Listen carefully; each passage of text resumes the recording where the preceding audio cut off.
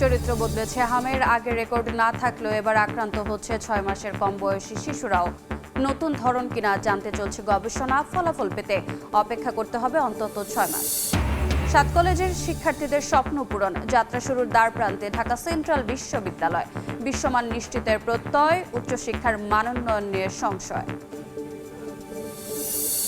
Diesel সংকটে গভীর সমুদ্রে যেতে পারছে না লাইটার জাহাজ। চট্টগ্রাম বন্দরের বহির্নোঙরের মাদার ভেসেলের জট খালাসে ধীরগতির কারণে হাজার হাজার ডলার জরিমানা। পুরনো গ্লানি পেরিয়ে নতুনের ডাক, দরজায় কড়া নাড়ছে বাংলার নববর্ষ। উৎসবে রঙিন পাহাড়ি জনপদ, পার্বত্য চট্টগ্রামের নানা আয়োজন। বিজু, সংগ্রাম, বৈশাখীতে ফুল বিসর্জন। এবং এবার হরমুজ প্রণালী অবরোধের হুমকি ট্রাম্পের, মাথা নোয়াবে না তেহরান। সামরিক জাহাজ দেখলেই আক্রমণ করবে আইআরজিসি। লেবাননে ইসরায়েলি হামলা অব্যাহত।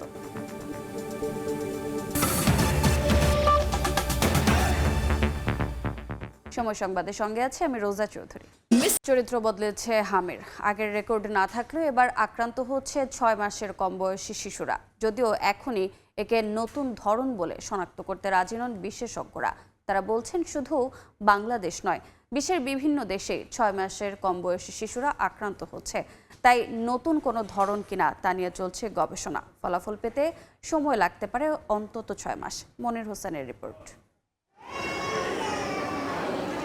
আশঙ্কাজনক হারে ছড়িয়ে পড়ছে মারাত্মক ছোঁয়াচে হামরোগ। ধারণ ক্ষমতার বেশি রোগী হাসপাতালগুলোতে। হাসপাতালে ভর্তি বেশিরভাগ শিশুই 9 মাসের কম বয়সী। আক্রান্ত হচ্ছে 6 মাসের কম বয়সীরাও। এতে দুশ্চিন্তা বাড়ছে অভিভাবকদের। 6 মাস 20 দিন বয়স। ওর প্রথমে হালকা চোখে একটু ময়লা আসছিল, পরে জ্বর আসছিল। বড় বড় অনেক বাচ্চা আছে, ওদের থেকে ছোটদেরকে ছড়াইছে, কারণ ওদের তো কোনো টিকা নেওয়ার মতো এখনো বয়সই হয় নাই। অনেকবার দেখাইছে ওখানে যেয়ে, বলে অ্যালার্জি টেপেটা নিয়ে যান, সমস্যা নাই। পরের দিনই অনেক হয়েছে, পরে আবার গেছি শিশুতে বলে হাম হয়েছে। ওর পুরোপুরি সুস্থ হয়েছে। যাইবার 3 দিন পরে ওর পাতলা পায়খানা, বমি, তার 3 দিন পরে ওর শরীরে আবার র্যাশ।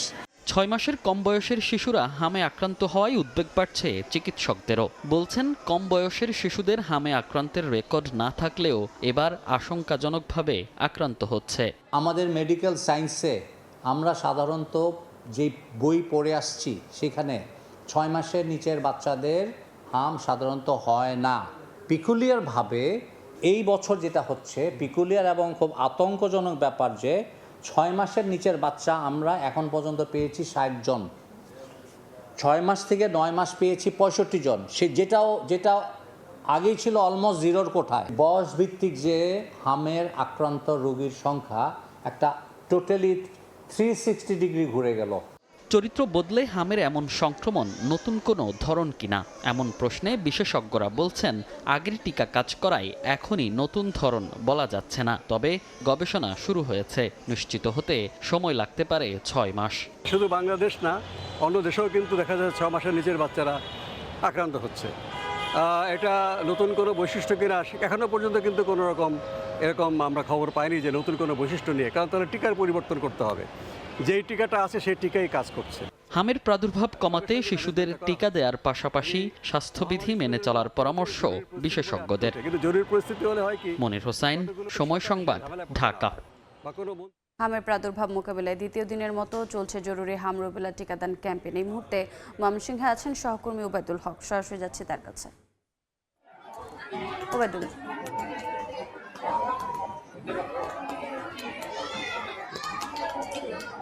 হামের প্রকোপ কিন্তু কমছেই না। ময়মনসিংহ মেডিকেল কলেজ হাসপাতালে গত 24 ঘন্টায় নতুন করে আরও 28 জন রোগী কিন্তু ভর্তি হয়েছে। এ পর্যন্ত প্রায় 425 জন রোগী ময়মনসিংহ মেডিকেল কলেজ হাসপাতালের হাম আইসোলেশনে চিকিৎসা নিয়েছেন। এর মধ্যে 337 জনকে ছুটি দেওয়া হয়েছে। আমি এখন আছি এই হাসপাতালটির যে ইপিআই টিকাদান কেন্দ্র, এখানে কিন্তু আপনারা জানেন যে গতকালকে থেকে ময়মনসিংহ সিটি কর্পোরেশন এলাকার 33টি ওয়ার্ডে হাম রুবেলা যে বিশেষ টিকাদান ক্যাম্পেইন, এই হামের প্রকোপ মোকাবেলায় সেটি কিন্তু গতকালকে থেকে শুরু হয়েছে এবং মাসব্যাপী এই টিকাদান ক্যাম্পেইন এটি চলবে এবং সকাল 9টা থেকে বিকেল 4টা পর্যন্ত ময়মনসিংহ নগরীর 33টি ওয়ার্ড, পাশাপাশি ময়মনসিংহ মেডিকেল কলেজ হাসপাতালের ইপিআই সেবা কেন্দ্র এবং অন্যান্য যে ইপিআই সেবা কেন্দ্রগুলো রয়েছে সেখানে, পাশাপাশি আরও 22টি অস্থায়ী এই টিকাদান কেন্দ্রে কিন্তু সর্বমোট 70টি টিকাদান কেন্দ্রের মাধ্যমে এই জরুরি হাম রুবেলা টিকাদান ক্যাম্পেইন শুরু হয়েছে এবং গতকালকে প্রথম দিনে কিন্তু আমরা যেটি সিটি কর্পোরেশন থেকে জানানো হয়েছে 4,415 জন শিশুকে কিন্তু এই জরুরি হাম রুবেলা টিকা দেওয়া হয়েছে। অর্থাৎ বুঝতে পারছেন যে মানুষের মধ্যে এক ধরনের ব্যাপক সাড়া রয়েছে এই টিকা দেওয়ার ব্যাপারে, কারণ যেভাবে তারা যেটি বলছেন যে যেভাবে হাসপাতালে রোগীরা ভর্তি হচ্ছে এবং ময়মনসিংহ মেডিকেল কলেজ হাসপাতালে কিন্তু হামে উপসর্গ এবং আক্রান্ত হয়ে এখন পর্যন্ত 12 জন মারা গেছে। এই যে আতঙ্ক, এই আতঙ্কিত হয়ে কিন্তু তারা যারা টিকা দিয়েছেন কিংবা টিকা দেননি তারা সবাই কিন্তু 6 মাস বয়স থেকে 59 মাস বয়সী শিশুদেরকে নিয়ে আসছেন এই টিকাদান ক্যাম্পেইনগুলোতে তারা এই হাম রুবেলার টিকা দেওয়ার জন্য। তো এই ছিল ময়মনসিংহ থেকে আমার কাছে থাকা এই টিকাদান ক্যাম্পেইনের সবশেষ খবরাখবর। সরাসরি যুক্ত ছিলাম ময়মনসিংহে। গুরুত্বপূর্ণ বেশ কিছু কার্যক্রম নিয়ে সচিবালয়ে এসেছেন প্রধানমন্ত্রী তারেক রহমান। সেখানে আছেন সহকর্মী মুরসালিন হক জুনায়েদ। সরাসরি যাচ্ছে তার কাছে। জুনায়েদ,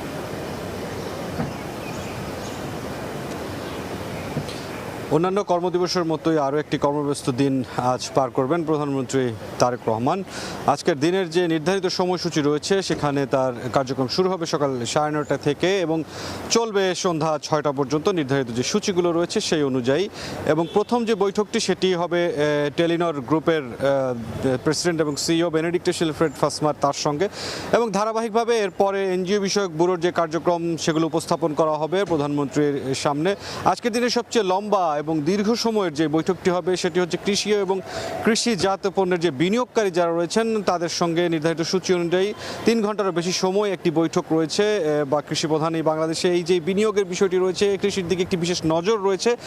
নির্বাচনের যে প্রচারণা ছিল তখন বিএনপির পক্ষ থেকে দলের চেয়ারম্যান বর্তমান প্রধানমন্ত্রী তারেক রহমান যেই প্রতিশ্রুতিগুলো দিয়েছিলেন কৃষিকে আরও বেগবান করা এবং আরও এগিয়ে নেওয়ার ক্ষেত্রে, সেই ক্ষেত্রে বিনিয়োগকারীদের সাথে যে বৈঠকটি হবে সেটি একটি গুরুত্বপূর্ণ ভূমিকা রাখবে এমনটি কিন্তু এখন পর্যন্ত বোঝা যাচ্ছে, যেহেতু একটি লম্বা সময়ের একটি বৈঠক রয়েছে এই বিষয়টি। এবং আজকের দিনে সবশেষ যে বৈঠকটি করবেন প্রধানমন্ত্রী তারেক রহমান সেটি সেনা প্রধানের সাথে তার সাক্ষাৎ রয়েছে বিকাল 5:30টায় সূচি অনুযায়ী এই বৈঠকটি অনুষ্ঠিত হবে। স্বাভাবিকভাবে এখন পর্যন্ত যে বিষয়টি দেখা গেছে যে 9:30টায় যেই প্রথম বৈঠকটি সেটি কিন্তু 10টার মধ্যে শেষ হয়ে যাওয়ার কথা এবং ইতিমধ্যে সেটি শেষ হয়ে গেছে প্রধানমন্ত্রীর সূচি অনুযায়ী। এবং এর পরবর্তীতে যেই কার্যক্রমটি রয়েছে এনজিও বিষয়ক ব্যুরোর যে কার্যক্রম উপস্থাপন সেটিতে যোগ দিবেন প্রধানমন্ত্রী তারেক রহমান। সার্বিকভাবে আজকের যেই ব্যস্ততম কার্যক্রম সেগুলো সমাপ্তর পরেই আসলে একে একে ধারাবাহিকভাবে জানা যাবে যে প্রত্যেকটি কার্যক্রমে আসলে কি কি উঠে আসলো। এখন পর্যন্ত এই ছিল সবশেষ অবস্থা সচিবালয় থেকে। সরাসরি যুক্ত ছিলাম সচিবালয়ে। কলা, সামাজিক বিজ্ঞান ও বিজ্ঞান এই 3টে স্কুল নিয়ে শিক্ষা কার্যক্রম শুরু করতে যাচ্ছে 7 কলেজ নিয়ে গঠিত ঢাকা সেন্ট্রাল বিশ্ববিদ্যালয়। উপাচার্য বলছেন বিশ্বমানের উচ্চশিক্ষা প্রতিষ্ঠান হিসেবে এটিকে গড়ে তোলা হবে। শিক্ষার্থীদের দীর্ঘদিনের দাবি আইনি রূপ পাওয়ায় খুশি শিক্ষার্থীরা। সেশন জট নিরসন আর উচ্চশিক্ষায় মানোন্নয়নে এ বিশ্ববিদ্যালয় কতটা কার্যকর হবে তা নিয়ে সংশয়ে শিক্ষাবিদরা। আব্দুল্লাহ শাফির প্রতিবেদন।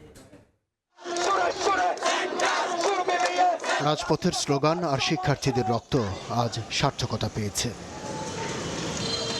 উচ্ছ্বাসে ভাসছে রাজধানীর 7টি বড় ক্যাম্পাস, কারণ বহু প্রতীক্ষার পর সংসদে আইনি কাঠামো পেল ঢাকা কেন্দ্রীয় বিশ্ববিদ্যালয়। ঢাকা কলেজ, ইডেন, তিতুমির, বদরুন্নেসা, বাংলা, কবি নজরুল ও সোহরাওয়ার্দী কলেজের সমন্বয়ে গঠিত ঢাকা সেন্ট্রাল ইউনিভার্সিটি এখন দেশের 57তম পাবলিক বিশ্ববিদ্যালয়। এতদিনের আন্দোলনের ফলাফল, এটা তো অবশ্যই খুশির খবর। চাকরির বাজারেও সবার আগে দেখে বিশ্ববিদ্যালয় কোথায়, তো এখন আমাদেরও যেহেতু বিশ্ববিদ্যালয় হয়ে গেছে তো আমাদের জন্য এটা ভালো। ইউনিভার্সিটি যারা আছে তারা মোটামুটি সেকেন্ড ইয়ার উঠে গেছে, তা আমরা ক্লাস শুরু করছি জানুয়ারি মাসে। নতুনরা তো পাবে, এটার জন্য খুব হ্যাপি। তবে এই অর্জনের আড়ালে পাহাড় সম চ্যালেঞ্জও দেখছেন তারা। একটা বিশ্ববিদ্যালয়ের মান উন্নয়ন করার জন্য যে বিষয়গুলো প্রয়োজন, যেমন ল্যাব, লাইব্রেরি এবং দক্ষ শিক্ষক নিয়োগ দেওয়া, সেই বিষয়ে যেন সংশ্লিষ্ট যারা আছে তারা যেন একটু কর্ণপাত করে। চলমান শিক্ষার্থী হিসেবে আমাদের জন্য খুব একটা আনন্দের বিষয় না, কারণ সেখানে আমাদের রানিং শিক্ষার্থীদের বিষয়ে কোনো স্পষ্ট বার্তা নেই। প্রাথমিকভাবে কলা, সামাজিক বিজ্ঞান ও বিজ্ঞান 3টি স্কুল নিয়ে শিক্ষা কার্যক্রম শুরু হবে। পরবর্তীতে আইন, ব্যবসা শিক্ষা সহ অন্যান্য স্কুলের কার্যক্রম শুরু হবে। প্রধানকে বলা হবে হেড অব স্কুল, থাকবে 29 সদস্যের academic council. Cambridge, Oxford, Harvard যদি চিন্তা করেন তাহলে দেখবেন খেয়াল করে তাদের এরকম সংযুক্ত কলেজ রয়েছে, অ্যাটাচ কলেজ রয়েছে। সুতরাং আমাদের এই শিক্ষার্থীরা হচ্ছে এই কলেজে এডুকেশন নেবে, কিন্তু তারা সবাই তাদের পরিচয় বহন করবে হচ্ছে ঢাকা সেন্ট্রাল ইউনিভার্সিটির স্টুডেন্ট। 7 কলেজের শিক্ষার্থীদের মূল সমস্যা তাদের পরীক্ষা গ্রহণ এবং ফলাফল প্রকাশের দীর্ঘসূত্রিতা। এখন বিশ্ববিদ্যালয় হওয়ার পর এর সঙ্গে যুক্ত হয়েছে এখানকার শিক্ষকদের স্ট্যাটাস। তারা কি এই বিশ্ববিদ্যালয়ের কাঠামোতে থাকবেন নাকি ক্যাডার পদমর্যাদায় থাকবেন? বিপুল পরিমাণ শিক্ষার্থীর একই বিভাগে তাদের ক্লাস, পরীক্ষা, এর সঙ্গে ইন্টারমিডিয়েটের বিপুল শিক্ষার্থী। এই সব মিলিয়েই নতুন বিশ্ববিদ্যালয়ের পথ চলা আসলে কেমন হবে সেই প্রশ্নও আছে। বিশ্ববিদ্যালয়ের অধীন এই কলেজগুলো ছিল, তখনই কিন্তু এই ধরনের জটিলতা হয়েছে বলে ঢাকা বিশ্ববিদ্যালয়ের অধীন থেকে কেন তারা চলে গেছে? এই ব্যবস্থাপনার জটিলতার কারণে তো গেছে। তাহলে আবার তো তারা সেই সংকটের মধ্যেই পতিত হবে। সেখান থেকে মুক্তি পাওয়ার সম্ভাবনা আমি খুবই কম দেখছি। যদিও উপাচার্য জানান শিক্ষার্থীদের ক্লাস পরীক্ষা কেন্দ্রীয়ভাবে নিয়ন্ত্রণ করা হবে, তবে বিশ্ববিদ্যালয়ের স্বতন্ত্র সত্তা নিয়ে প্রশ্ন শিক্ষাবিদদের। কোশ্চেন হবে সেন্ট্রালি, সব কিছু সেন্ট্রালি করবো আমরা। সুতরাং সেন্ট্রালি যখন হবে তখন আমার যারা শিক্ষক রয়েছেন, কারণ আপনারা এইভাবে চিন্তা করবেন না, কলেজ শিক্ষকদের মধ্যে অনেকেই আছে, দে আর ভেরি মাচ পটেনশিয়াল। অন্যান্য বিশ্ববিদ্যালয়ের সাথে তাদের সমন্বয় করে আমরা তাদেরকে পরীক্ষক নিয়োগ করবো, এক্সপার্ট নিয়োগ করবো, সুতরাং যাতে একটা ব্যালেন্স ফর্মে আসে। ঢাকা কলেজ তার আইডেন্টিটি বজায় রাখতে চাইবে, তিতুমির কলেজ তার আইডেন্টিটি বজায় রাখতে থাকবে চাইবে। একই সাথে বিশেষ করে যে কনফ্লিক্ট অফ ইন্টারেস্ট দেখা দিবে যখন কেন্দ্রীয় বিশ্ববিদ্যালয় অথরিটি এবং এই কলেজ অথরিটি, এই কনফ্লিক্টটা কিন্তু আমাদের শিক্ষার গুণগত মানের উপরে নেতিবাচক প্রভাব রাখবে। রাজধানীর বুকে 7 কলেজ আসছে এক ছাতার নিচে, তবে বিশ্ববিদ্যালয়টির মূল ক্যাম্পাস ঢাকার কোথায় হবে তা এখনও ঠিক করা যায়নি।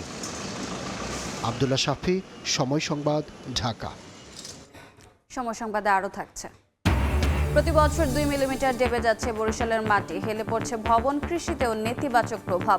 50 বছরের মধ্যে বাসযোগ্যতা হারানোর শঙ্কা গবেষকদের।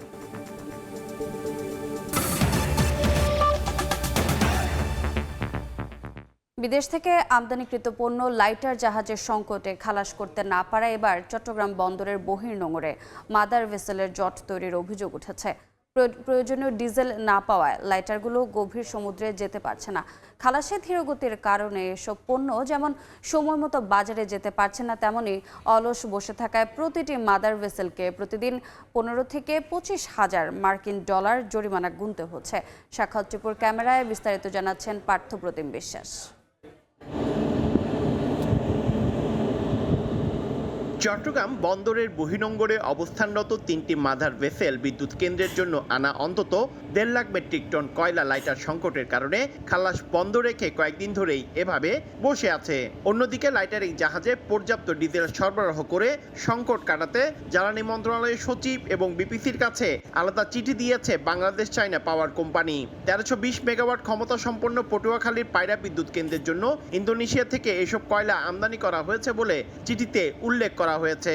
3টা কয়লার জাহাজ এছাড়া আরো অন্যান্য অনেক জাহাজ আউটারে আছে, তারা সাফিসিয়েন্ট তারা লাইটার ভেসেল পাচ্ছে না। চট্টগ্রাম বন্দরে বর্তমানে পণ্যবাহী 97টি মাদার ভেসেলের অবস্থান রয়েছে। এর মধ্যে বন্দরের প্রধান জেটিতে জাহাজ ভেড়ার ক্ষেত্রে কোনো জটিলতা না হলেও সংকট সৃষ্টি হচ্ছে বহির্নোঙরে। বিশেষ করে বহির্নোঙরে অবস্থানরত 79টি জাহাজের মধ্যে 56টিতে যেমন খালাস চলছে, তেমনি খালাসের অপেক্ষায় রয়েছে 23টি জাহাজ। কোনো রকমের যদি 500 লিটার তেল দিয়ে লোড করে আসে, আবার সেটা ঢাকা যাওয়ার জন্য যে 3000 3500 লিটার তেল লাগতেছে, এটার জন্য আবার 2-4 দিন বসে থাকতে হচ্ছে। এই জাহাজগুলির তেলের অপেক্ষা বসা আছে এবং তাতে মাদার জঞ্জাট হচ্ছে, পাশাপাশি লাইটারও সংকট হচ্ছে, যেহেতু এই লাইটারটা আবার ঢাকা যাবে, খালি হবে। চট্টগ্রাম বন্দর থেকে বিভিন্ন রুটে চলাচলকারী 1200টি লাইটার জাহাজের মধ্যে 150টি বিভিন্ন শিল্প গ্রুপের মালিকানাধীন হলেও বাকিগুলো চলে ব্যক্তি ও প্রতিষ্ঠান পর্যায়ে। গভীরতার কারণে পণ্যবাহী যেসব জাহাজ বন্দরে জেটিতে বার্থিংয়ের সুযোগ পায় না, সেই মাদার ভেসেলগুলো বহির্নোঙরে অবস্থান নিয়ে লাইটার জাহাজে পণ্য খালাস করে। কোনো ধরনের অবৈধ মজুদ কার্যক্রম কেউ চালাতে না পারে এবং এটার ব্যাপারে প্রয়োজনীয় সহায়তা করার জন্য বাংলাদেশ নৌবাহিনী এবং বাংলাদেশ কোস্ট কোস্টগার্ডের সাথে আমাদের সমন্বয় রয়েছে। বাল্ক পণ্য হিসেবে পরিচিত গম, ভুট্টো, চাল সহ খাদ্যপণ্য, কয়লা, সার, সিমেন্ট, ক্লিংকার, চিনি, লোহার স্ক্র্যাপ খালাস হয় চট্টগ্রাম বন্দরের বহির্নোঙরে। পার্থপ্রতিম বিশ্বাস, সময় সংবাদ, চট্টগ্রাম। জ্বালানি সংকটের রাজধানীর পাম্পগুলোতে গ্রাহকদের কষ্টের শেষ নেই। গরমের মধ্যে ঘন্টার পর ঘন্টা লাইনে দাঁড়িয়ে দুর্ভোগ বাড়ছে কয়েক গুণ। এই মুহূর্তে রাজধানীর পরিবাগে আছেন সহকর্মী আতর কাউসার, যাচ্ছে তার কাছে। কাউসার, জ্বালানি তেলের সংকট শুরু হওয়ার পরে যে দৃশ্য আমরা দেখেছিলাম রাজধানীর বিভিন্ন পেট্রোল পাম্পগুলোতে, আজকেও তার ব্যতিক্রম নয়। আমরা এই মুহূর্তে আছি পরিবাগে একটি পেট্রোল পাম্পে। আপনারা দেখতে পাচ্ছেন দীর্ঘ গাড়ির লাইন এখনও এখানে আছে এবং আমি কিছু চালকের সাথে কথা বলেছি। কেউ কেউ জানিয়েছেন যে ভোর 6টার পরে তিনি লাইনে দাঁড়িয়েছিলেন, এই মুহূর্তে তো 10টা বাজছে, এখনও পর্যন্ত তিনি পাম্পে প্রবেশ করতে পারেননি। এবং যতটুকু আমরা দেখে এসেছি যে পরিবাগে যে গাড়ির লাইনগুলো আমরা দেখছি সেটি শাহবাগ পার হয়েছে, অর্থাৎ প্রাইভেট কারগুলোর লাইন শাহবাগ পার হয়ে আরও বেশ কিছু দূরেও গিয়েছে। এবং মোটরসাইকেলের যে লাইন, সে লাইনটি আমরা দেখেছি যে কাঁটাবন থেকে মোটরসাইকেলের লাইন সিরিয়াল দেওয়া শুরু হয়েছে এবং যেই মোটরসাইকেলগুলো এই মুহূর্তে পেট্রোল পাম্পে প্রবেশ করছে তাদের কয়েকজনের সাথে আমরা কথা বলেছি। তারা বলেছেন 7টা, 7:30টার দিকে তারা লাইনে দাঁড়িয়েছিলেন, অর্থাৎ দীর্ঘ 2.5 ঘন্টা লাইনে দাঁড়িয়ে তারা তেল নেওয়ার সুযোগ পেয়েছেন। পেট্রোল পাম্পে আমরা কথা বলেছি, গত কিছুদিন ধরে যে হারে তারা তেল দিচ্ছিলেন, অর্থাৎ মোটরসাইকেলে 5 লিটার, প্রাইভেট কারে 10 লিটার, জিপ 20 লিটার এবং মাইক্রোবাস 25 লিটার, আজকেও সেভাবেই তারা তেল দিচ্ছেন। তো কয়েকজন চালকের সাথে কথা বলেছি, তারা আসলে বলেছেন যে তাদের দুর্ভোগের আর শেষ নেই। রোদের তাপ যত বাড়ছে, দীর্ঘ সময় লাইনে দাঁড়িয়ে থেকে এই তপ্ত রোদে তাদের দুর্ভোগের পরিমাণ আরও বেড়েছে অনেক। তো এই মুহূর্তে দেখতে পাচ্ছেন যে এই যে তেল নিচ্ছেন যারা, তারা অনেকেই, ওনার সাথে আমি কিছু সময় আগে কথা বলেছি, তিনি জানিয়েছিলেন যে সকাল 7টার কাছাকাছি সময়ে তিনি লাইনে দাঁড়িয়েছেন এবং এখন 10:15 বাজে তিনি তেল নিতে পারছেন। তো এভাবেই আসলে প্রত্যেকটি মানুষ লাইনে দাঁড়িয়ে দীর্ঘ সময় ধরে লাইনে দাঁড়িয়ে তারা তেল নিচ্ছেন। তাও যে পরিমাণ তেল তাদের প্রয়োজন, তারা বলছেন যে সেই পরিমাণ তেল তারা পাচ্ছেন না। রেশনিং যেহেতু হচ্ছে, 5 লিটার তেল মোটরসাইকেলে পাচ্ছে, যেটি একটু আগেই বলছিলাম। তো সেইভাবেই করে আসলে যে তেল তারা নিচ্ছেন, এর প্রেক্ষিতে তাদের যে চাহিদা সেটি পূরণ হচ্ছে না। তারা বলছেন যে হয়তো 1-2 দিন পরেই আবারও তাদের এই লাইনে দাঁড়িয়ে এই কষ্ট ভোগ করতে হয়। তো তারা আশা করছেন দ্রুতই এর সমস্যার সমাধান হবে বা সরকার এমন কোনো ব্যবস্থা গ্রহণ করবে যাতে একই লোক প্রতিদিন লাইনে দাঁড়িয়ে তেল নিয়ে তেল বিক্রি করার সুযোগ না পায়। এতে হয়তো তাদের দুর্ভোগটি কমবে। তো এই ছিল জ্বালানি তেল সংকটের সর্বশেষ চিত্র, যেটি পরিবাগের একটি পাম্প থেকে আমি দেখালাম। সরাসরি যুক্ত ছিলাম রাজধানীর পরিবাগে। দেখছেন সময় সংবাদ, সঙ্গেই থাকুন। পুরনো গ্লানি পেরিয়ে নতুনের ডাক, দরজায় কড়া নাড়ছে বাংলা নববর্ষ। যাদের প্রতিদিনের জীবন আর বৈশাখ অজান্তেই মিশে আছে এক সুতোয়, তাদের চোখে কেমন করে ধরা দেয় এই উৎসব? সময়ের পালা বদলে বদলেছে বৈশাখের রূপ, বদলেছে বরণের ধরনও। প্রিন্স আরেফিনের ক্যামেরায় উম্মেহানির রিপোর্ট।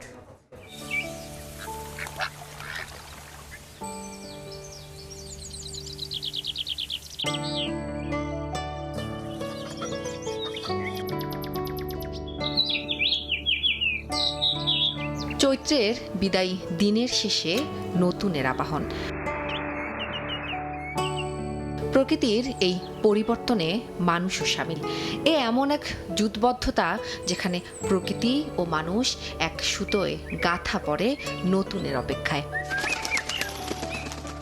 প্রকৃতির রূপে বেজে উঠছে বৈশাখের আগমনী সুর, আর এই বদলে যাওয়া আবহের বার্তা সবার আগে পৌঁছে যায় গ্রামীণ মানুষের চিরচেনা জীবনে।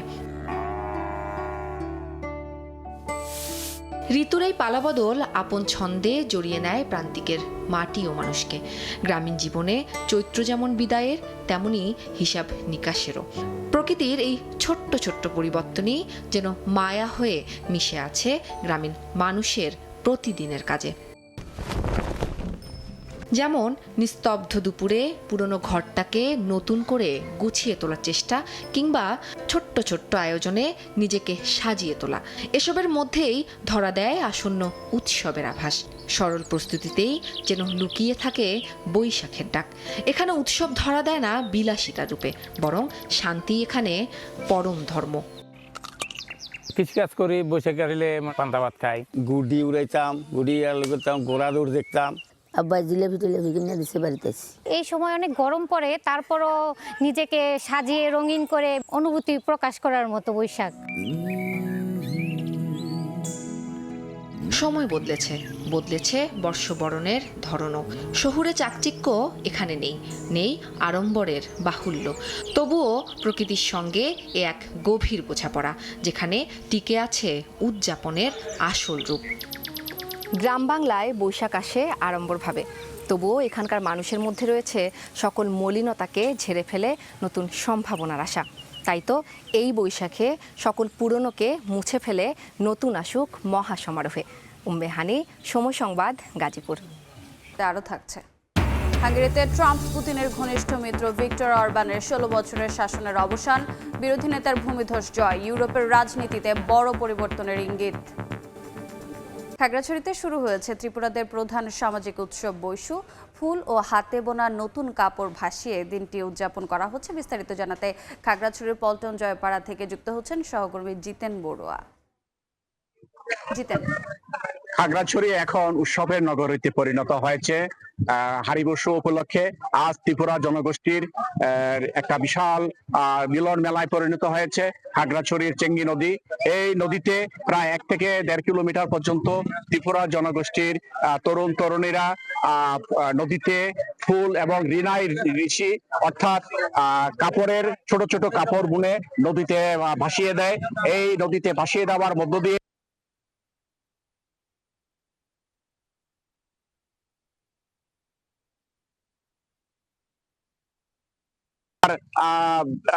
আনয়নের জন্য গঙ্গা দেবীর উদ্দেশ্যে তারা এই রিনাই নিশিটি ভাসিয়ে দেয়।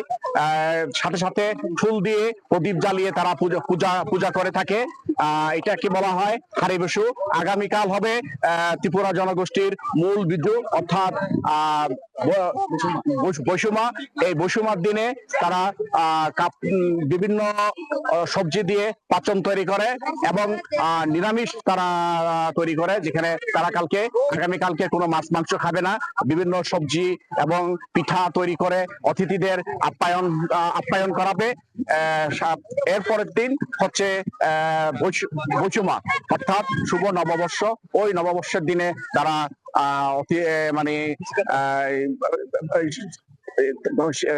সৃষ্টিকর্তার উদ্দেশ্যে প্রার্থনা করবে এবং মন্দিরে যাবে এবং বয়োজ্যেষ্ঠদেরকে প্রণাম করবে। আর এই খাগড়াছড়িতে এই পাহাড়ি জনগোষ্ঠীর বিজু উপলক্ষে 3 দিন ব্যাপী বিভিন্ন কর্মসূচি রয়েছে। এখন কিছুক্ষণের মধ্যে খাগড়াছড়ি শহরে মারমা জনগোষ্ঠী নতুন বছরকে স্বাগত জানানোর মধ্য দিয়ে তারা একটি র্যালি করতেছে। চাকমাদের আজ মূল বিজু। তারা ঘরে ঘরে আপ্যায়ন করাচ্ছে অতিথিদেরকে এবং বয়োজ্যেষ্ঠদের তারা প্রণাম জানিয়ে মূল বিজুর আনুষ্ঠানিকতা শুরু করেছে। আগামীকাল তাদের হবে গজ্জাপজ্জা দিন। এই দিনে অর্থাৎ নববর্ষের দিন, এই নববর্ষে তারা মন্দিরে যাবে, গুরুজনকে প্রার্থনা করবে, মধ্যে দিয়ে তারা তাদের অনুষ্ঠান শেষ করবে। এরপর রয়েছে আগামীকাল মারমা জনগোষ্ঠীর জলকিলি অনুষ্ঠান। এই জলকিলির অনুষ্ঠানের মধ্য দিয়ে নতুন এবং তরুণীরা তাদের একজন পছন্দের পাত্রীকে বেছে নেবে। এই ছিল আমার কাছে সর্বশেষ। বৈশু উৎসবের খবর জানতে সরাসরি যুক্ত ছিলাম খাগড়াছড়িতে। দেখছেন সময় সংবাদ, সঙ্গেই থাকুন। দেখছেন সময় সংবাদ। মানবসৃষ্ট এক ভয়াবহ বিপর্যয়ের মুখে দেশের দক্ষিণাঞ্চলের প্রধান শহর বরিশাল। প্রতি বছর প্রায় 1.25 মিলিমিটার নিচে নেমে যাচ্ছে শহরটি। কখনো কখনো এই ডেবে যাওয়ার পরিমাণ 1 ইঞ্চি পর্যন্ত ঠেকছে। মাটি ডেবে যাওয়ায় হেলে পড়ছে ভবন। সামান্য বৃষ্টিতে জলাবদ্ধতা এখন নিত্য নৈমিত্তিক। গবেষকদের শঙ্কা, সমুদ্রপৃষ্ঠ কাছাকাছি চলে আসার ধারা অব্যাহত থাকলে আগামী 50 বছরের মধ্যে বসবাসের অনুপযোগী হবে প্রাচ্যের ভ্যানিস খ্যাত বরিশাল। সুমন হাসান ও সুজয় দাসের ছবিতে অপূর্ব রিপোর্ট। বাংলাদেশ ভূতাত্ত্বিক জরিপ অধিদপ্তর ও জার্মানির ফেডারেল ইনস্টিটিউট ফর জিওসায়েন্স 2014 সাল থেকে টানা 6 বছরের জরিপ চালায় বরিশালে। পরে ভয়াবহ তথ্য দেয় প্রতিষ্ঠান দুটি। অপরিকল্পিত নগরায়ন আর নিয়ন্ত্রণহীনভাবে ভূগর্ভস্থ পানি উত্তোলনে প্রতিনিয়তই যে মাটি দেবে যাচ্ছে তা মহানগরীর কোনো কোনো এলাকায় পৌঁছে যাচ্ছে প্রায় 1 ইঞ্চিতেও। ভূগর্ভস্থ পানি আগে 15 থেকে 20 ফুটে মিললেও এখন অনেক স্থানই 40 ফুটেও মিলছে না। বরিশাল শহরের বৌদ্ধপাড়া, বিএম কলেজ এলাকা, বটতলা কিংবা করিমকুটি সহ বিভিন্ন এলাকার বহুতল বেশ কয়েকটি ভবন হেলে পড়েছে। আগে 60 ফুট ছিল, এখন পানি পাচ্ছে না দেখে তার জন্য 200 ফুট করতেছি নতুন করে। কৃষি সহ সকল দিকে একটা নেতিবাচক প্রভাব আসতে পারে, যেটা আমাদের জন্য আসলে অ্যালার্মিং সিচুয়েশন। 2022 সালে বেসরকারি 3টি সংস্থার জরিপের তথ্য বলছে মহানগরীতে গভীর নলকূপের সংখ্যা 76,000, তবে নগর কর্তৃপক্ষের অনুমোদিত সংখ্যা মাত্র 7,000। সুউচ্চ ভবনের সেই অবকাঠামোগুলো মাটির উপরে এক ধরনের চাপ প্রয়োগ করে, যার ফলে মাটির গঠন প্রক্রিয়া বিভাজিত হয়ে যাচ্ছে। এটা যদি প্রতিরোধ করতে হয় সেক্ষেত্রে হয়তো আমাদের সারফেস ওয়াটারটাকে আমাদের প্রায়োরিটি দিতে হবে আর কি। সমস্যাগুলো ধরা পড়ছে না খালি চোখে, তবে পতন অব্যাহত থাকলে কাছাকাছি চলে আসতে পারে সমুদ্রপৃষ্ঠ আর ভূমি উপরিভাগের সমতল। সেক্ষেত্রে সামান্য উঁচু জোয়ারেও দেখা দেবে ভয়াবহ প্লাবন। প্ল্যান অনুযায়ী আমরা যেহেতু কোনো কাজ করি না, যার জন্য পরিবেশগতভাবে যে কোনো ধরনের একটা বিপর্যয় হওয়ার সম্ভাবনা থেকেই যায়। বিশেষজ্ঞদের মতে বরিশালে মাটি দেবে যাওয়ার এ পতন অব্যাহত থাকলে আগামী 50 থেকে 60 বছরের মধ্যে বসবাসের অনুপযোগী হয়ে পড়বে এই জনপদ। অপূর্ব অপু, সময় সংবাদ, বরিশাল। দেখছেন সময় সংবাদ। দেশের বাইরের খবর। শান্তি আলোচনার ব্যর্থ হওয়ার পর হরমুজ প্রণালী অবরোধের ঘোষণা দিয়েছেন মার্কিন প্রেসিডেন্ট। যুক্তরাষ্ট্রের সামরিক বাহিনী জানিয়েছে আজ রাত থেকে ইরানের বন্দরে চলাচলকারী জাহাজ হরমুজ দিয়ে চলাচল করতে পারবে না। তবে কোনো হুমকি ধামকিতে মাথা নত করা হবে না বলে সাফ জানিয়েছে তেহরান। হরমুজের সামরিক জাহাজ দেখলে কঠোরভাবে মোকাবিলার হুঁশিয়ারি দিয়েছে আইআরজিসি। আন্তর্জাতিক আইনের প্রতি সম্মান জানালে যুক্তরাষ্ট্রের সঙ্গে চুক্তি সম্ভব বলে মন্তব্য করেছেন ইরানি প্রেসিডেন্ট। হরমুজ প্রণালী ঘিরে মুখোমুখি অবস্থানে যুক্তরাষ্ট্র ও ইরান। তেহরান আত্মসমর্পণ করবে না এমন ঘোষণার পর হরমুজ প্রণালী দিয়ে চলাচল করা সব জাহাজ অবরোধের হুমকি দিয়েছেন মার্কিন প্রেসিডেন্ট ডোনাল্ড ট্রাম্প। ইরানের জ্বালানি অবকাঠামো গুঁড়িয়ে দেওয়ার হুমকিও পুনর্ব্যক্ত করেন তিনি।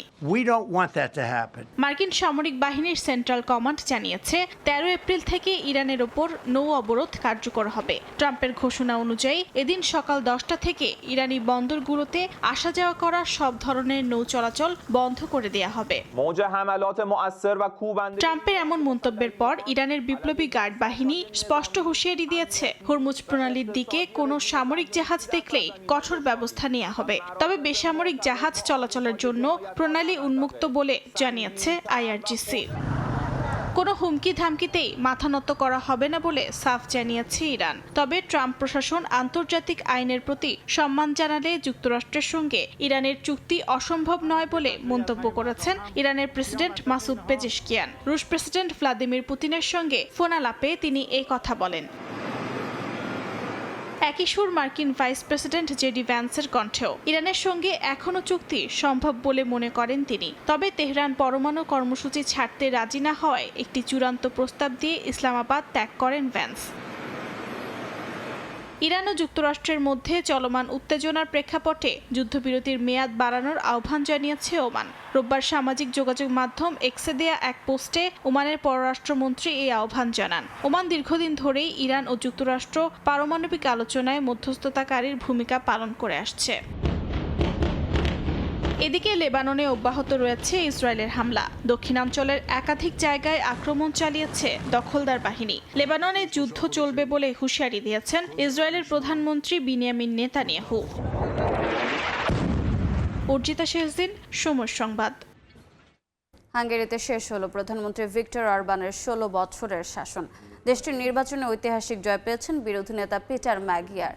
গণমাধ্যমের তথ্য অনুযায়ী প্রায় 98% ভোট গণনার শেষে দেখা যায় ম্যাগিয়ারের দল 30 জয় পেয়েছে 53.6% ভোট, যেখানে অরবানের ফিদেজ পেয়েছে 37.8%। প্রাথমিক হিসাব অনুযায়ী 199 সদস্যের পার্লামেন্টে তিসজা পেতে যাচ্ছে প্রায় 138টি আসন, যা সংবিধান সংশোধনের জন্য প্রয়োজনীয় 2/3 সংখ্যাগরিষ্ঠতা নিশ্চিত করতে পারে। ম্যাগিয়ারের জয়কে হাঙ্গেরির রাজনীতিতে বড় ধরনের পালাবদল হিসেবে দেখছেন অনেকে। এদিকে নির্বাচনে পরাজয় স্বীকার করেছেন ভিক্টর অরবান। তার পরাজয় ইউরোপীয় রাজনীতিতে বড় ধরনের প্রভাব ফেলতে পারে বলে মনে করছেন বিশ্লেষকরা। সময় সংবাদ, এবারে খেলার খবর। ডোপ টেস্টে পজিটিভ হয়ে 2 বছরের জন্য নিষিদ্ধ ভারোত্তোলক মাবিয়া আক্তার সীমান্ত। জানিয়ে আপিলের সুযোগ থাকলেও অদৃশ্য কারণে দ্বিধায় ভুগছেন স্বর্ণজয়ী এই অ্যাথলেট। এদিকে এই ঘটনায় একে অপরের ওপর দায় চাপাচ্ছে মাবিয়া ও অলিম্পিক অ্যাসোসিয়েশন। বিওয়ের দাবি জানা সত্ত্বেও নিষিদ্ধ ড্রাগ নিয়েছেন মাবিয়া, যদিও তা অস্বীকার করেছেন তিনি। 9 মার্চ রাজধানীর খিদমা হাসপাতালের sports and orthopaedic surgeon Hafizur রহমানের প্রেসক্রিপশনে এডিমিড 20 মিলিগ্রাম ওষুধ সেবন করেন মাবিয়া আক্তার সীমান্ত। হাঁটুতে সয়েলিং, সেটা উপশমের জন্যই এই মেডিসিন। তাতে এসএ গেমসে স্বর্ণজয় অ্যাথলিট উপকার পেলেও শরীরে প্রবেশ করে ডাইইউরেটিক কম্পোনেন্ট, যা ওয়ার্ল্ড অ্যান্টি ডোপিং এজেন্সি কর্তৃক নিষিদ্ধ ভারোত্তোলকদের জন্য। ডাইইউরেটিক সয়েলিং কমানোর পাশাপাশি শরীর থেকে বের করে দেয় অতিরিক্ত পানি, যার ফলে ওজন কমার একটি সুযোগ থাকে অ্যাথলিটদের। কোনো ভারোত্তোলক এই সুযোগ নিয়ে যাতে তাৎক্ষণিক ওজন ক্যাটাগরি চেঞ্জ করতে না পারেন, তার জন্যই ওয়াডার এই পলিসি। তাই প্রশ্ন হচ্ছে, মাবিয়া আক্তার সীমান্ত কি জেনে বুঝেই এই ড্রাগ নিয়েছিলেন? গাইডলাইন ছিল না বিধায় কিন্তু এটা করা, এবং আমি জানলেও এই কাজটা করতাম না, কারণ আমি মনে করি বাংলাদেশের সবচেয়ে টপ প্লেয়ার আমি, তো আমি আমার ক্যারিয়ার তো ধ্বংস করব না। নিষিদ্ধ ড্রাগের বিষয়ে সচেতন করতে আইওসির পাশাপাশি কাজ করছে বাংলাদেশ অলিম্পিক অ্যাসোসিয়েশন। জানিয়ে নিয়মিত বিরতিতে অনুষ্ঠিত হয়েছে সেমিনার, যার একটিতে অংশ নিয়েছিলেন মাবিয়া আক্তার সীমান্ত নিজেও। সবশেষ 21 নভেম্বর এই সেমিনার করা মাবিয়া নাকি একই সেশন করেছেন এর আগেও। তারপরও কেন এই ঔষধ নিলেন তিনি? যদি আমি কিছু করে থাকতাম তাহলে আমি স্যাম্পল দিতেই যেতাম না, আর যেহেতু আমি ইচ্ছাকৃত করি না, আমার মেডিকেল ডকুমেন্টসই ছিল, আমি সশরীরে ওখানে প্রেজেন্ট হয়ে স্যাম্পল দিয়েছি। কোনো সেমিনারে কিন্তু ব্যাখ্যাও দেওয়া হয় নাই যে এটা ওয়েট লিফটারদের জন্য নিষেধ। বিওএর একটি সূত্রের দাবি, সেই ফর্মে প্রায় 10টি ওষুধের নাম লিখলেও মাবিয়া গোপন করেন এডিমিড 20-র নাম, যার দায় তিনি এড়াতে পারেন না বলে মত অলিম্পিক অ্যাসোসিয়েশনের। এটা শুধু বলার জন্য বলা, সে আমাদের কাছে বলেছে যে সে একজনের ডাক্তারের প্রেসক্রিপশন নিয়ে সে ওষুধ খেয়েছে, তো সেই ডাক্তার আমাদের ওয়ার্ডার সাথে রিলেটেড ডাক্তার। গেল বৃহস্পতিবার মাবিয়ার হাতে এই নিষেধাজ্ঞা পৌঁছালেও জানুয়ারি থেকেই তিনি ছিলেন নজরদারিতে। তার উপর এই ব্যান থাকবে 30 ডিসেম্বর 2027 পর্যন্ত। এসএম ইকবাল, সময় সংবাদ, ঢাকা। এ পর্যায়ে শীর্ষ সংবাদগুলো জানিয়ে দিচ্ছি আরেকবার। চরিত্র বদলেছে হামের, আগের রেকর্ড না থাকলেও এবার আক্রান্ত হচ্ছে 6 মাসের কম বয়সী শিশুরাও। নতুন ধরন কিনা জানতে চলছে গবেষণা, ফলাফল পেতে অপেক্ষা করতে হবে অন্তত 6 মাস। 7 কলেজ শিক্ষার্থীদের স্বপ্ন পূরণ, যাত্রা শুরুর দ্বার প্রান্তে ঢাকা সেন্ট্রাল বিশ্ববিদ্যালয়। বিশ্বমান নিশ্চিতের প্রত্যয়, উচ্চশিক্ষার মানোন্নয়ন নিয়ে সংশয়। এবং এবার হরমুজ প্রণালী অবরোধের হুমকি ট্রাম্পের, মাথা নোয়াবে না তেহরান। সামরিক জাহাজ দেখলেই আক্রমণ করবে আইআরজিসি। লেবাননে ইসরায়েলি হামলা অব্যাহত।